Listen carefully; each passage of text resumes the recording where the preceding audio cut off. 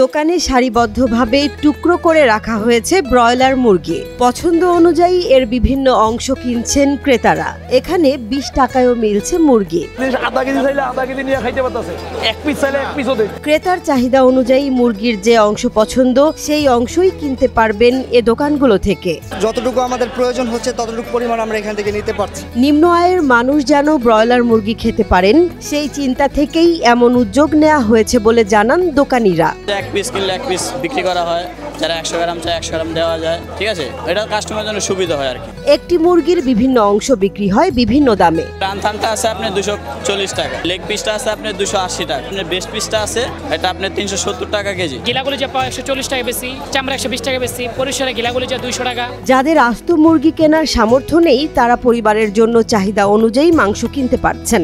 আমার তো ভালো লাগছে, মধ্যবিত্ত লোকরা আছে যারা সামর্থ্য নেই অনেক টাকা মুরগি কেনা, তো সেই হিসাবে যার যতটুকু প্রয়োজন সে ততটুকু নিতে পারতেছে। ক্রেতারা বলছেন কাটা মুরগি কেনার সুবিধা হচ্ছে, যে অংশ প্রয়োজন সে অংশই নেওয়া যায়। তারা এটাকে সেপারেট করতেছে, প্রত্যেকটা জিনিস আপনার যেটা প্রয়োজন আপনি নিতে পারতেছেন। এদের উদ্যোগটা বেশ প্রশংসনীয় এবং ভালো, আমি নিজেও উপকৃত। কাটা মুরগির বেশিরভাগ ক্রেতাই হচ্ছেন রেস্টুরেন্ট মালিক।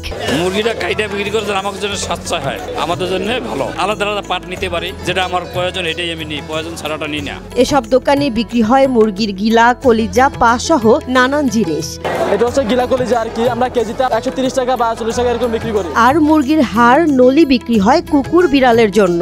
এটা হচ্ছে আপনার লেগ বল আছে, হাড্ডি, এটা আর কি আমরা চামড়াটাকে আলাদা করে, আমরা গোশতটাকে আলাদা করে আমরা এটা রাইখা কেজি হিসাবে আপনার 30 টাকা, 20 টাকা, 40 টাকা এরকম বিক্রি করি আমরা। প্রতিদিন 400 থেকে 500 কেজি মুরগি বিক্রি করে থাকেন বিক্রেতারা। রাজধানীর মিরপুর 1 নম্বর সেকশন বাজারে এভাবে অভিনব কায়দায় মুরগি বিক্রি করা হয়। একটি মুরগির যে অংশ পছন্দ সেই অংশই কিনতে পারবেন মুরগির এসব দোকান থেকে।